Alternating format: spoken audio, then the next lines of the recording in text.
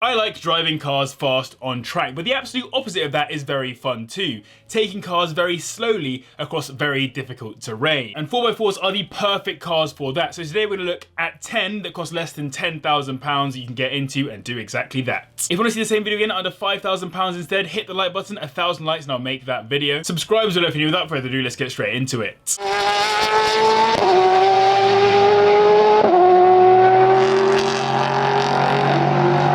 Let's kick this video off with one of the older cars on this list, the 5th generation Nissan Patrol GR, which comes with a 3-litre turbocharged inline-4 engine, putting out 157 brake horsepower, taking it to 60 in 14.7 seconds. This generation had a larger focus on comfort than the previous examples and came as both the larger 5-door and smaller 3-door models, with the latter being a bit harder to come by. Despite the improved comfort, however, it remains a very strong 4x4 and became a hugely popular car in the Middle East tuning community. Its biggest competition was the Toyota Land Cruiser, which is pretty high praise, and it was also a popular car in countries with some of the most difficult terrain to cover, which for me is a great indicator of a good 4x4. These run you around 7k at the bottom end, and 10k will get you a 2003 model with 100k on it. They're also built to last, but many have therefore not been looked after as well as they should have. Diff locks can stick and there's known corrosion around the rear. Next up we have the 3rd generation Suzuki Jimny, a generation of the well-loved cult classic car which lasted more than 20 years worldwide before the 4th gen came along. They come with a 1.3-litre inline-4 engine, making 83 brake horsepower, taking it to 60 in 13.6 seconds. Through its life, the 3rd gen had multiple facelifts, with the last one coming in 2012 for the 2013 model year, making it look a bit more modern. These are genuinely very capable little 4x4s for the money. Yes, the engines are pretty small, but as off-roading is all effectively about getting over difficult terrain at a slow speed, that shouldn't be much of a problem. In fact, they remind me of a Defender 90 in terms of their formula, with rear seats being optional and usability being at the forefront of the design. I think these are crazily cool and will turn all the right heads out on the roads. These start at around £7,000, with 10k getting you a 2015 model with 40k on it. Timing belts need to be changed every 70,000 miles, and there are known coolant leaks on older models where hoses can perish. We're moving on to a very famous car now, the Toyota Hilux, which was cemented in history by Top Gear for being invincible. I'm talking specifically about the 7th generation Hilux, which comes with a 2.5-litre turbocharged inline-4 engine, making 144 brake horsepower, taking it to 60 in 12.6 seconds. Now, it wasn't this generation that was subjected to hell by the Top Gear team, surviving everything, but that very much set the reputation in stone for this car. Everything they did to the car, including setting it on fire, demolishing a building underneath it, and drowning it in the sea, was easily repairable using a basic toolbox, at least in terms of getting the car to start. Other Hiluxes were also used in some of Top Gear's other most ridiculously tough episodes, which helped it to earn the invincible name attached to many of its specs. The minimum you'll find these listed for is £5,000, with double that getting you a 2010 model that's done 100,000 miles. There are known turbo, crank seal and 5th gear synchro issues with these, so they aren't bulletproof, but in general they are known to be dependable. The Mitsubishi Pajero is one of the most impressive 4x4s ever, with incredible success in racing events around the world like the Dakar Rally. In the UK we didn't get the Pajero nameplate, we got the Shogun, and just like some of the other markets there was the Montero, it was all the same car just with a different nameplate attached. It comes with a 3.2-litre turbocharged inline-4 engine which makes 158 brake horsepower, taking it to 60 in 11.1 seconds. The Dakar Rally success defines its capability as a 4x4 for me, given it has won a record 12 overall wins, 150 stage wins, almost double the next best manufacturer let alone car, and of course over multiple generations it showed that the formula of this car is top notch and is the reason why it's been a popular car in countries with harsher terrain. £5,000 will get you into one of these, and £10,000 gets you a 2010 model with 100k on it. Front to rear heater pipes are a known problem, particularly with rust leading to a loss of coolant, and there are known engine and turbo issues, but in general they're not horrendously unreliable. We've got another Toyota to talk about in this video, the Land Cruiser, specifically the lighter variation of the Land Cruiser and the 3rd generation of that. It comes with a 3-litre turbocharged inline-4 engine which makes 170 brake horsepower, taking it to 60 in 11.1 seconds, matching the Shogun. It shares a lot of its suspension parts with the Hilux mentioned previously, and this generation had a greater focus on providing reliability from the suspension components, with a better ride that stopped the car getting shaken apart so much. For the UK market, this car is a bit more usable than the full-size Land Cruiser, which is just a bit tougher to drive on our tighter roads. Either way though, it has great off-roading capabilities and it remains a very reliable car too in general, minus the injectors and a few suspension related issues. These will run you around 4k at the bottom end, and £10,000 will get you a high mileage 2008 model. So I hope you guys enjoyed this video. If you then do hit the like button and subscribe subscribe as well if you're new. As I said, 1,000 likes, make the same video again at under £5,000 instead. And if you're a big 4x4 fan, let me know in the comments down below, what is the most iconic 4x4 of all time? I genuinely have no idea. I would probably say the Pajero. Now we're moving on to one of the newer cars on this list, the Ford Ranger, which comes with a 3.2 litre turbocharged inline-5 engine,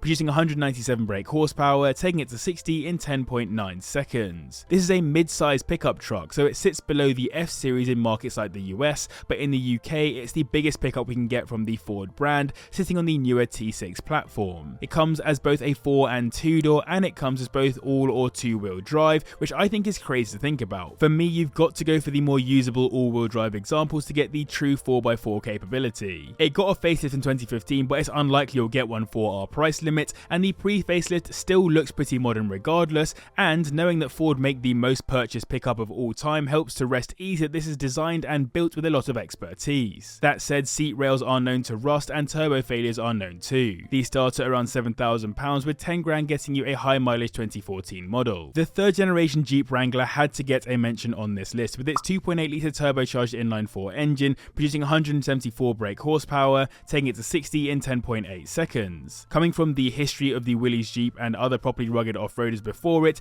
the Wrangler was literally the direct successor of that classic Willys Jeep that is so well loved. Solid axles and open top roofs are what we know these cars for, and that's exactly what you can get with these, though I personally prefer the hardtop versions. It's a great off-roader, rough and ready to handle tough terrain, but it also has an important place in car culture, which is why it remains a car that's often modified by tuning houses, including with the Brute edition, that's a longer wheelbase pickup model. £8,000 will get you into one of these, with 10k getting you a high mileage 2010 model. Electronic sway bar issues known as the death wobble are a key problem with these, and outside of that there are known electrical issues to be aware of. On to the top three now, and in third we have the VW Amarok, which is VW's modern day entrance into the utility 4x4 world. It comes with a 2 litre turbocharged inline-4 engine, making 178 brake horsepower, taking it to 60 in 10.4 seconds. It comes as both a single and double cab, but the thing that really surprised me about these was the leaf springs on the rear, which seems pretty old school in terms of managing a suspension on a car that's got 4x4 capabilities. It's supposed to compete with the Hilux and Ranger mentioned previously, and the second gen of this car was actually entirely based on the Ford Ranger, and though VW weren't known in this market particularly, they did go hard with the marketing, with the Amarok operating well as the support vehicle for the 2010 Dakar Rally. These are only around £8,500 at the bottom end, and 10 grand gets you a 2013 model with high mileage. EGR valve failure, DPF failure, water pump problems and belt failure are all known on these. We've got another Jeep taking second on this list, and one that is maybe not quite as rugged as the Wrangler, but is far newer and remains pretty decent for off-road use in the right spec. It's the Renegade, which comes with a 2 litre turbocharged inline-4 engine, which makes 138 brake horsepower, taking it to 60 in 9.2 seconds. It sits on the same platform as the Fiat 500X, which sounds a bit naff, but in reality it means it has some relevance to the hallowed Panda 4x4, just slightly larger. It is still mostly road focused, with front-wheel drive being the main option, but the all-wheel drive option comes with systems entirely based on making off-roading possible, like Active Drive Low and the Select Terrain system. Ideally you want a Trailhawk example, which is most focused on being the right car for people that enjoy off-roading. These are listed anywhere from around the £7,500 mark, while 10 grand will get a 2015 model with around 70k on the clock, and the Trailhawk will come in just over our 10k limit. Sadly, they are known to have heavy oil consumption, transmission issues and a couple of other issues too. Taking the top spot in this video is the Land Rover Discovery 4, one of the larger cars on this list, with its 3 litre turbocharged V6 engine producing 241 brake horsepower, taking it to 60 in 9 seconds. The Disco 4 came with the second generation Discovery and was effectively the facelift beyond the Disco 3, taking over in 2009 and running through to 2016 before the recent third generation came in. It's interesting because it is focused on off-roading. In fact, I've actually been in one during a Land Rover demonstration showing its exceptional capability, but at the same time visually it looks like a luxury SUV. That's true on the interior too, with the nice leather trim and the likes. Of all the cars on this list, it's the biggest oxymoron in terms of how it looks aesthetically versus what it's capable of. Many will never go off-road, but as the nice Land Rover demonstration man said to me, most supercars will never reach their top speeds either. These start at around 4 grand, while 10 grand gets you a 2010 model with 100k on it. Sadly, the reliability record on these is pretty dreadful, so potentially one to avoid. Now 4x4s are obviously very good at what they do, but there are also a bunch of other large cars, namely SUVs more broadly, which maybe aren't as good off-road but still offer really great performance. So if you want to see some of those, then click up here, and you can subscribe as well down here. Massive thanks to the patrons for their support, and see you guys guys as well for watching, and I'll see you in the next one.